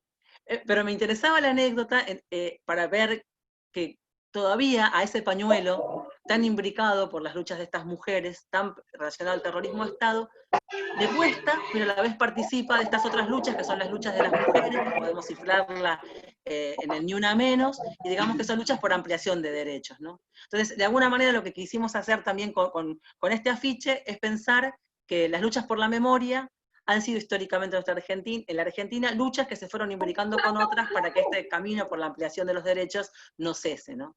Entonces, en este último afiche vamos capaz con una imagen clásica, que es una imagen de las madres, pero que tal vez por primera vez llega a todas las escuelas, y que llega interrogada por esta nueva agenda de luchas que nos proponen los movimientos de mujeres, ¿sí? Que es volver a mirar nuestro pasado nacional con estas otras preguntas, y las madres son un gran ejemplo de eso, ¿no? De cómo, aún sin decirse feministas, pudieron, en una lucha de mujeres, ampliar, luchar y resistir, y también ganar cantidad de cosas, ¿no?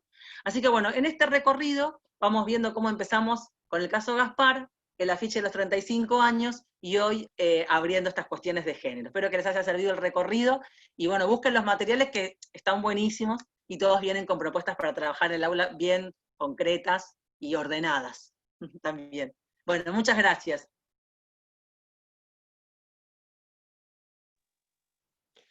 Bueno, además primero de agradecerles infinitamente a Celeste y a Cecilia, la presencia y lo que compartieron. La verdad que, nada, uno que sabe cómo trabajan, uno que compartió pasillos y alguna oficina, emociona escucharlas, ¿sí? Emociona escucharlas porque saben la pasión y las discusiones y las polémicas y las luchas que han pasado en distintos tiempos para sostener una política de educación en la memoria reciente que nos llena de orgullo como país. Nos llena de orgullo como país. Nada, no tiene que ver con lo que pensaba decir, y por ahí me voy de tema, pero hace muy poco, con Gabriel también por chat, nos acordábamos de Celeste, de Cecilia y de las políticas de memoria que se llevan adelante en nuestro país, y de educación que se llevan adelante en nuestro país a partir de un documental que veíamos en Netflix, ¿no?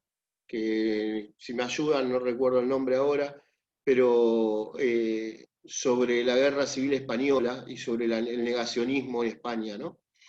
Y nosotros veíamos eso y decíamos, qué orgullo de vivir en el país que vivimos y de tener las políticas de educación y memoria que tenemos. Así que, por un lado, agradecerles infinitamente, por otro lado, también son temas que nos atraviesan subjetivamente, ¿no? Son temas que no dan lo mismo. Y Soledad, la directora de la escuela, nos decía esto, y me parece que es un tema a retomar, en el cual Celeste y Cecilia les pido que lo puedan dar su opinión, su palabra. Nos decía Soledad Bercelino, nos decía, me tengo que retirar, pero dejo algunas reflexiones.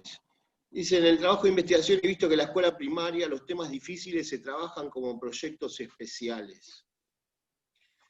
¿Qué son las consecuencias de este tratamiento institucional y didáctico? También observé el rol fundamental de los organismos de derechos humanos en la incorporación de estas temáticas. Finalmente pienso en la articulación y transversalidad de estos temas, memoria, pueblos originarios, legitimación del autoritarismo y mil cuestiones más. Finalmente, la importancia de promover investigación sobre historia regional reciente como cantera de saber sabio y saber didáctico sobre la cuestión. Me quedo con ganas de seguir escuchando. Un abrazo. Y pensaba, qué interesante, digo, sobre todo viendo este hilo histórico que vos trazaste, Cecilia, de las diferentes formas de plantearlo en diferentes tiempos, ¿sí? En diferentes momentos, por los que ha pasado el programa, las diferentes discusiones que se han dado, ¿no? Sobre la idea del terrorismo de Estado, al avance hoy a plantear la cuestión junto con el tema de género. Y decía, nada, cómo recuperar, ¿no? Esta cuestión o cómo pensar en la escuela esta cuestión de los temas polémicos o temas difíciles, ¿sí? Temas controvertidos en algún punto, que son trabajados como proyectos especiales y cómo pensar las transversalidades. Bueno, les dejo este interrogante que nos trae Soledad. Primero, lo que sí me gustaría decir, después que Celes también complete, es decirles que nunca llegamos a escribir un libro que tenemos ahí casi terminado, que son las escenas escolares donde las profes y profes de todo el país nos cuentan los quilombos en los que se meten por trabajar temas de memoria. Siempre es un problema, es siempre aceptar que uno va a estar poniendo ahí la pasión, el entusiasmo y la fuerza de la ley, pero para enfrentar cantidad de cosas porque son temas que no están resueltos. Entonces esto que dice la compañera de los proyectos especiales, muchas veces se discute si esto tiene que ser curricular transversal. Esa es como la discusión de todos los temas, también la ha tenido la ESI, también la ha tenido Educación Intercultural Bilingüe. Me parece que, primero, hay algo que acá muchos compañeros que son historiadores de educación lo pueden explicar mejor, pero hay que poder reflexionar sobre qué esfuerzo implica socialmente construir un tema nuevo de enseñanza. No es fácil construir un tema nuevo de enseñanza. ¿Sí? Uno dice, bueno, se enseña ciencias naturales, ciencias sociales, matemática, lengua, educación física, no se enseña yoga en la escuela, ¿sí? Bueno, ahora se enseñan temas de memoria. ¿Cuál fue el esfuerzo para que eso sea enseñable? Entonces, esta entrada transversal o de los proyectos especiales a veces es un atajo porque es como se lo pueden dar a la profe o a la maestra que está más comprometida, o sea para nosotras desde el ministerio y desde el Estado siempre intentamos que sea el doble de rumbo, digamos, ¿no? Que sea parte de los NAP, ¿sí? Que sea un contenido y que entre por las efemérides y que pueda entrar también de forma transversal. Pero también hay que dejar una marca en los contenidos porque si no queda un poco liberado a esto que se les decía la voluntad, ¿no? Cuento una anécdota y le doy la palabra a Celeste. Siempre la cuento la misma, pero a mí me encanta, ¿no? Un profe nos cuenta que la primera vez que tiene que hacer el acto del 24 de marzo, esto es cuando el tema está instituido en el calendario oficial del Estado y es feriado, él dice, bueno, no, pará, vamos a hacer un acto distinto porque esto es diferente, porque esto es nuevo. Entonces, con otra profesora que era un poco de su generación, o sea, personas que habían vivido la dictadura siendo jóvenes o niños, dice, no pongamos el himno, pongamos los dinosaurios de Charlie, le damos la carta abierta de Rodolfo Walsh, hacen un acto diferente. Para ellos salió excelente. Cuando vuelven al aula, los estudiantes le dicen, no, profe, mal, no pusieron el himno, le bajaron el precio al acto. ¿Sí? Entonces, los estudiantes también estaban reclamando que este tema, para ser considerado como de importancia, debía inscribirse de forma tradicional en nuestras gramáticas escolares, ¿no? Entonces, eso fue muy bien como lo pescaron los pibes, ¿no? Así parece menos importante. O sea, los profesores quisieron sacarlo de esa cuestión rutinaria porque les parecía que era algo que debía tener un tratamiento distinto por lo que habría, y los chicos consideraron que sin el himno era menos importante, ¿no? Entonces, me parece que esos son un poco los debates que hay cuando uno trata de instituir temas nuevos en la escuela, ¿no? Cele, no sé si... Tal vez por ahí agregar algunas cuestiones en relación a esto de la transversalidad, digamos que siempre es como una discusión que nos atraviesa tanto a educación y memoria como a la ESI, ¿no? Esos temas que también son de todos y no son de nadie, también como con esos problemas o esos vacíos que se generan institucionalmente, ¿no? Como que nos interesa que sean transversales, pero después entonces no los toma nadie, o bueno, los toman siempre los mismos, ¿no? Como que ahí aparecen un conjunto de problemas. Otros problemas que aparecen, como cuando dice Cecilia, y cuando logramos construir un tema de enseñanza, es cómo evaluamos sobre estos temas, ¿no? Ahí nosotras muchas veces también trabajamos y nos preguntamos, bueno, ¿qué es lo que nos interesa que los y las chicas aprendan de la dictadura? cuándo empezó y cuándo terminó, cómo se llamaron los presidentes, la cantidad de centros clandestinos de detención que hubo en la Argentina, o nos interesan otras cuestiones, otras preguntas que hacen a pensar la vida en común, o nos interesan las dos cosas. Digo, ahí hay como mucho debate en relación a qué es efectivamente lo que queremos transmitir con estos temas, y ahí aparece como la pregunta por la evaluación también, como una pregunta que atraviesa, digamos, al campo educativo, pero específicamente sobre estos temas, porque de alguna manera son temas que, como señalaba Cecilia en el ejemplo del himno, digamos, son menos importantes si no los evaluamos, pero ¿qué evaluamos? Bueno, creo que ahí hay un conjunto de problemas interesantes con estos temas que son controversiales, y qué es lo que hacemos con eso, y después también señalar otra cuestión también, bueno, la pedagogía de la memoria, y acá con Cecilia mantenemos eso como, siempre como, que se queda como mantra, tiene un poco de provocación y de pregunta, o sea que posiblemente muchas de las cosas que planteemos no están cerradas, sino que plantean esto, nuevos interrogantes y cuestiones para seguir pensando. Pero otro tema también que me quedo pensando, que quizás acá no salió tanto, es también qué pasa cuando estos temas no generan controversia. Estamos hablando, bueno, de que generan controversia, debate, que movilizan cuestiones afectivas, pero también cuando empiezan a entrar luego de 15 años en ese desarrollo curricular, muchas veces también en algunas escuelas son enseñados como un tema más, es decir, como un tema de historia más. Eso también nos pone en un problema. Y aparece esto que yo decía incluso de la evaluación. Porque de alguna manera, quienes trabajamos con una pedagogía de la memoria, o por mantener viva la memoria desde esta pasión, voluntad, y me gustaba, como decía una colega por acá por el chat, en realidad decía, no es pasión, es responsabilidad. Y con responsabilidad también nos pone en cuestión cuando pensamos que el tema es un tema más, que de alguna manera, como dice Pilar Calveiro, una politóloga con la que trabajamos mucho desde el programa, dice, la repetición de un relato a lo largo del tiempo seca los oídos de quien lo escucha. Es decir, bueno, ¿qué pasa? Cuando desde nivel inicial hasta séptimo grado y después en la secundaria, todos los 24 de marzo, las y las docentes repetimos lo mismo. Ese relato para las nuevas generaciones, muchos te dicen, o sea, muchos no diferencian que eso es historia reciente del 25 de mayo. ¿Cómo hacemos cuando eso entra como en un contenido escolar tradicional histórico? Bueno, ¿eso va a pasar en algún momento porque van a pasar los años de historia? ¿O es un contenido que es diferente porque nos interpela como sociedad y es para la Argentina la construcción de un piso ético de la democracia? Porque nuestra democracia solo es posible de ser pensada hoy cuando pensamos esa herida que produjo el terrorismo de Estado. Bueno, esas preguntas ahí sencillitas. La verdad... No, en relación a lo que dice... Dale. No, pensaba que en relación a lo que dice Celeste también tenemos como desafío que tal vez nosotros lo discutimos mucho cuando hicimos, Gabriela era subsecretario y Gustavo laburaba también con nosotros en el ministerio, un libro sobre los 30 años de democracia, que es cómo hacemos para enseñar a amar la democracia. ¿Sí? Ese creo que hoy es un desafío enorme, ¿no? Hoy que está puesto tan en duda el mínimo común necesario para convivir en una sociedad que llamamos Nación Argentina, creo que ese también es un desafío, ¿no?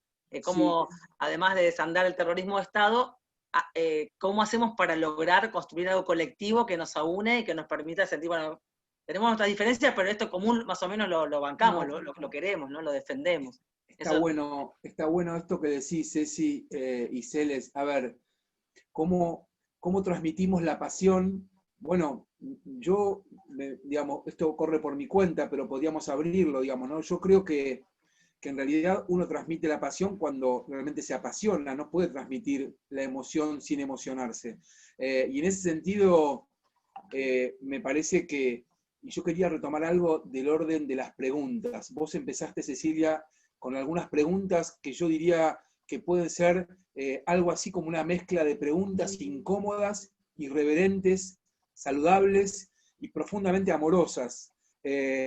Y la verdad es que recién me llegaban a mano algunas preguntas que acercaban las profes, particularmente Noelia recién acercaba una inquietud que puso Jorgelina en el chat. Pensarlo desde las experiencias personales puede ser como arriesgando una hipótesis, y Magalía Humada decía, es importante destacar la memoria desde la formulación de preguntas que podamos realizar y vincularlas a las pedagogías de la memoria. Pensar qué saben nuestros alumnos acerca de la memoria, y agregaba Valeria a ese intercambio, como pensar, repensarnos para educar. Y la verdad es que yo lo que quiero agregar a esto como reflexión para que Cecilia y Celeste puedan decir lo propio, Es un poco algo que una vez me dejó pensando el gran pedagogo Philippe Mérieux, que también viene bien mencionarlo, porque si algo Philippe Mérieux viene haciendo es una militancia humanista de alguien que viene advirtiendo sobre lo que fue el Holocausto, con mucho conocimiento de causa, ¿no? Y el Holocausto es central en el trabajo de educación y memoria que ustedes y que juntos trabajamos. Y que justamente Philippe Mérieux hablaba de poder diferenciar los rituales de obediencia, a propósito de eso de cantar el himno y lo que significa, de los rituales de significación. Y cuando él plantea diferenciar rituales de obediencia de rituales de significación, nos desafía y levanta la vara pedagógica. Y yo creo que hay algo ahí del orden de las preguntas. Por eso es que agrego esto de Philippe Mérieux con las preguntas que traía Noelia, que hicieron algunas colegas que están estudiando las licenciaturas. Así que esto va a modo de reflexión, Cecilia, Celeste, para que ustedes tomen la posta.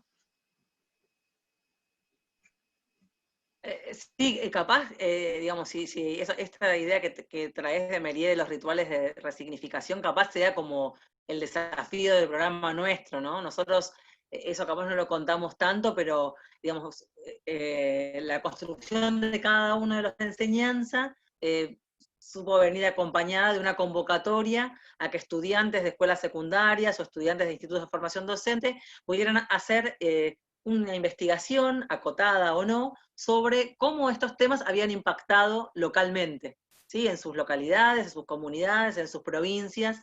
Esa creo que fue la gran riqueza del programa, porque ahí apareció como un mapa de la memoria argentina muy, muy fragmentado, con diferentes ritmos y con muchas historias que todavía no habían estado contadas, que las estaban contando efectivamente las escuelas, y siempre con esto que dice Gabriel, casi como una pregunta, digamos. Era como una primera interrogación que se abría.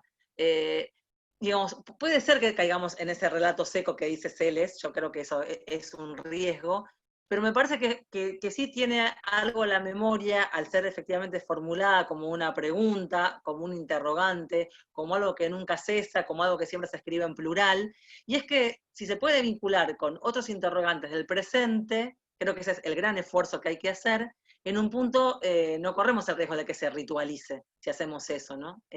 Por eso para mí está bueno lo del género. Cuando hicimos este recorrido de Memoria y ESI, planteábamos una pregunta, ¿no? Que es decir, bueno, a ver, ¿se puede condenar el terrorismo de Estado y ser un machirulo? Nos decía una chica. ¿Es posible esas dos cosas?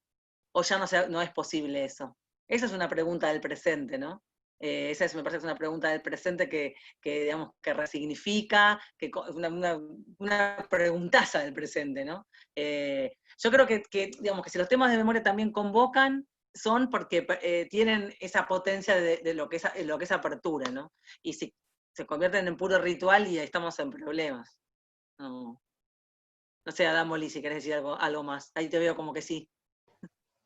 No, me das micrófono y te charlo, pero no, por ahí me quedaba pensando también por ahí en que, bueno, uno como cuando da una clase, cuando da una charla, siempre deja como varias cuestiones afuera, ¿no? Y un poco con Cecilia hicimos como este recorte de qué traer en función de lo que conversamos con Gustavo y Gabriel, y trajimos como este conjunto de inquietudes o de cuestiones para dar cuenta del armado de una política, pero también decirles que atrás de cada uno de los 3 materiales, así como de los 40 que mencionaba Cecilia, hubo cantidad de discusiones. Porque cuando uno asume desde el Estado esta pregunta que traía Cecilia, ¿quién habla? También aparecen, digamos, como discusiones de qué es lo que puede efectivamente sostener el Estado, de qué es lo que dice, cómo lo muestra. Me parece que eso también es interesante, como que señalar que eso que aparece después como política de Estado también es producto de discusiones internas que dicen, no, eso no se puede decir de esta manera, se puede decir de la otra. Me parece que ahí también hay una cantidad de cuestiones que son interesantes como destacar en términos de la cocina de cada uno de estos materiales, ¿no? Como que tienen además un contexto de producción específica, pero que se arman en función de varias cuestiones. Y en relación a eso leía ahí al pasar una pregunta de Berenice que decía, nos decía, genial todo, ¿no? Porque también traemos un montón de dudas, pero no traemos ninguna certeza. Dice, pero ¿cómo trabajamos en nivel inicial? ¿Qué herramientas nos pueden dar sobre la memoria? Dice. Entonces, digo, ahí, recogiendo por un poco el guante, Cecilia les decía, bueno, todos los materiales están disponibles. ahí lo que nosotros, digamos, Ceci lo planteaba más en términos de interrogación, pero nosotros siempre con los más chicos pensamos en que no hay que trabajar directamente, específicamente, con narrar los acontecimientos de lo ocurrido, sino pensar más algunas cuestiones sobre digamos, lo que está permitido y lo que está prohibido, sobre la censura cultural, como empezar a decir algunas cuestiones que también hablen de derechos. En la propuesta que hacíamos para los 35 años, no sé si ustedes vieron, por ejemplo, que estaba la huella digital. Bueno, en realidad, nivel inicial trabaja cantidad de cuestiones respecto de la identidad. Bueno, uno puede trabajar la identidad y no trabajar tan directamente en nivel inicial sobre esas cuestiones. Celeste, ¿te puedo interrumpir con algo? Porque yo recuerdo que cuando trabajamos juntos, y vos lo vas a tener mucho más claro, ¿te acordás que hicimos un material con las abuelas de Plaza de Mayo, que fue especialmente destinado a inicial? ¿Te acordás? Digo, porque ahí tenés un material interesante para sugerir, para que la gente que está escuchando vaya a la web a buscarlo, ¿no? Sí, ese material que menciona Gaby es un material que se llama Las abuelas nos cuentan, lo hicimos junto con el plan de lectura en ese momento, y es la compilación de algunos libros que no fueron, es otra entrada por la literatura, digamos, son libros que fueron elegidos por las abuelas, porque resultaban significativos. Entre esos libros, por ejemplo, está un cuento muy, muy lindo que se llama El Reglamento, no recuerdo, Ceci, de quién es que tiene una trama muy parecida a Caso Gaspar, ¿no? Porque va muy, muy por ese lado. Es genial, es el cuento Ceres que en la caja del supermercado. Sí, ese es, exactamente. Es de Adela Bach. De Adela Bach, exactamente. Bueno, esa propuesta tiene, la pueden encontrar si googlean Las abuelas nos cuentan o en la página de abuelas, porque el ministerio todavía estamos reconstruyendo lo que se quebró en los años anteriores, pero está la compilación de estos cuentos seleccionados y propuestas específicas para trabajar en el nivel inicial, que también es esto, otra puerta de entrada para poder trabajar sobre estas cuestiones. Y miren, cuando hicimos ese material, me acuerdo que tuvimos una discusión fabulosa en términos de lo que se puede, digamos, discusiones propias, sobre todo del nivel y de los aportes de las distintas áreas curriculares. Nosotras que somos más básicas, tal vez, decíamos, bueno, a ver, cuentos que hablen del tema, cuentos prohibidos. Las compañeras que se dedican a la literatura nos dijeron, no, a ver, el tratamiento de la literatura, de la narración, cuando se trabaja con niños no es un ejemplo de algo, no es bajo el concepto, es la experiencia misma de la lectura, como lo que genera vínculo, lo que genera identidad, lo que genera una comunidad. Entonces se les ocurrió esta idea buenísima, digamos, también ahí estábamos trabajando con las abuelas tienen una persona que trabaja en el ministerio, entonces les dijeron, bueno, vamos a hacer lo siguiente, vamos a proponer a las abuelas que imaginen qué cuento le hubieran querido leer a su nieto. No, podía ser cualquier cuento, ¿sí? Un cuento clásico, un cuento, una leyenda. Entonces, el criterio de selección fue la lectura como aquello que permite hilvanar lo que el terrorismo de Estado rompió, ¿sí? Eso capaz no se dice explícitamente cuando uno trabaja con la sala, pero está ahí, lo tiene la maestra, ¿sí? Entonces, esa forma, en 5 años el pibe puede volver a esa situación de otra forma, ¿no? Y esa discusión fue re interesante, porque también las compañeras que eran del campo de la literatura, compañeras súper formadas del ministerio, nos enseñaron un montón con eso, digamos, de cómo darle también, cómo dignificar a la literatura y no ponerla como ejemplo de un concepto de las ciencias sociales, ¿no? Entonces eso fue re interesante, para nosotros fue un material hermoso en ese sentido, de cómo se fue formando. Perdón, Gaby, también solo una cosita cortita, que también nosotros elegimos hoy presentar una de las líneas de acción del programa, que es la de producción de publicaciones. Cecilia mencionó antes las convocatorias que hicimos, pero otra línea fuerte del programa, también cuando uno piensa, digamos, en estas políticas, piensa en lo que serían los ejes temáticos, o sea, qué temas se trabajaron y cómo trabajarlos, o sea, cómo se llevan adelante estas políticas. Otra de las líneas fuertes ha sido la formación docente.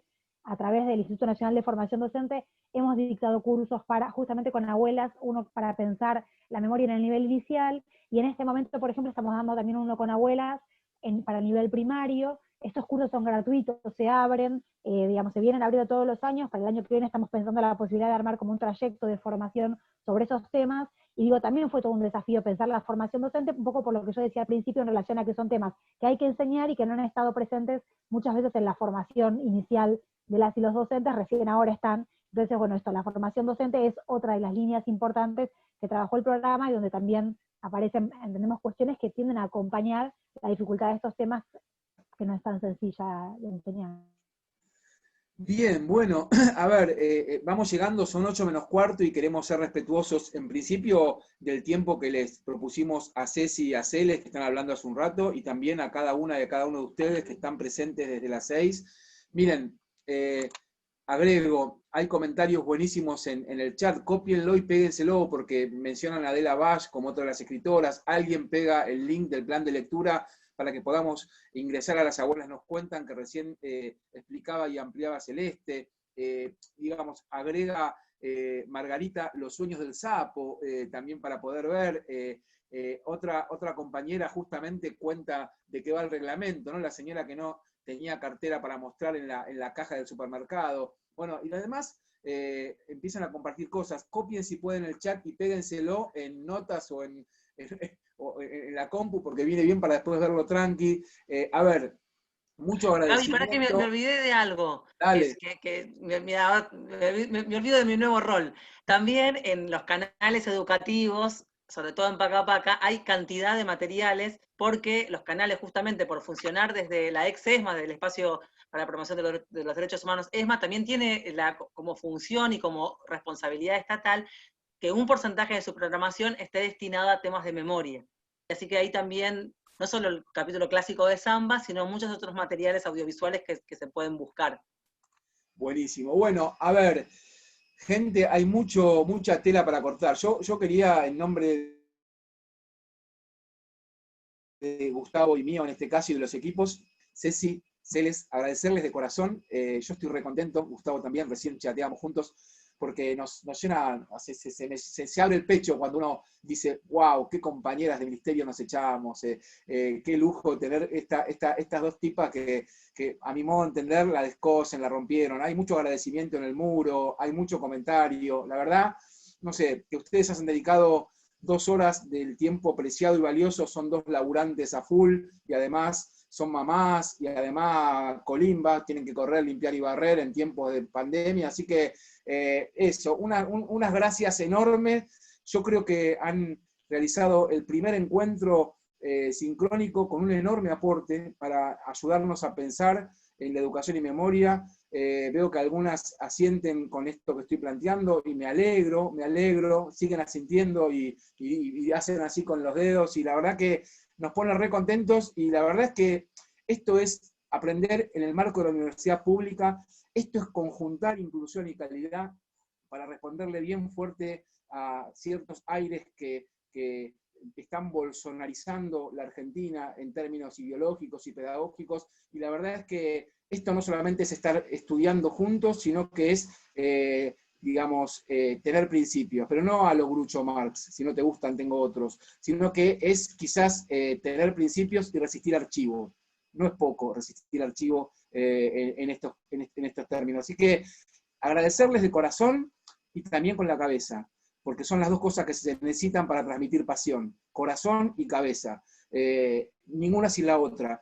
Y decirles que estamos contentos y que seguramente lo que ustedes aportaron hoy va a empezar a andar por las aulas, por los trabajos de las estudiantes. Hay mucha gente invitada que no solamente es de la Universidad Nacional de Río Negro, sino que también son, y quiero decirlo, estudiantes de la Universidad de Buenos Aires, algunos alumnos y alumnas mías, tanto de la facultad de la que egresaron ustedes dos, en sociales, como también de filo. Hay compañeras y compañeros de otros lugares que también Gustavo reconoce.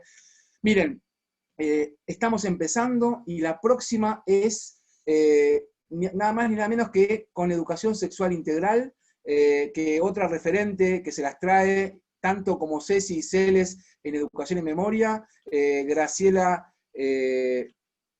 Morgade va a ser nuestra próxima invitada para poder meternos en la educación sexual integral, que también, bueno, será un lujo contar con ella. El encuentro, Gustavo, yo estoy medio mareado, pero es el día martes.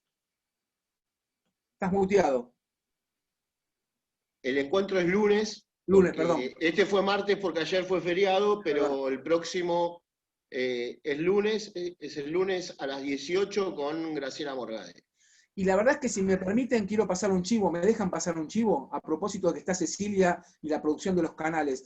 Tuve el placer de formar parte, acá está también Patricia Sesca, que hizo una gran colaboración, del equipo que armó un programa que se estrena esta noche en Canal Encuentro, y que se llama Les Pibes. Y la verdad que son 5 capítulos que nos muestran a través de los pibes y las pibas y les pibes qué piensan ellas, ellos, ellas en estos tiempos tan convulsionados.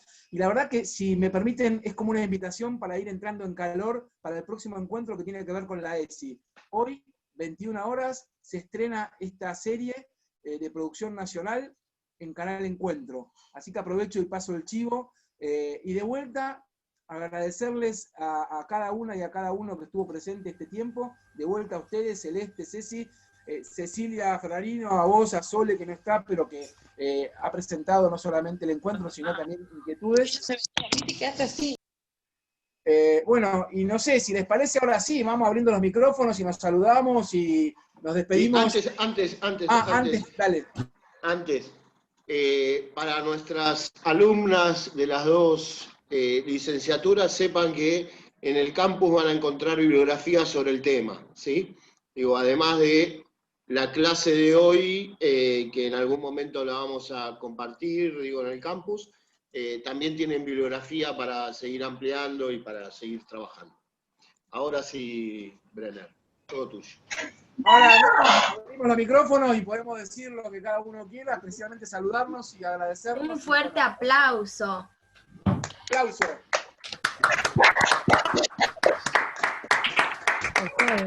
Gracias, Ceci.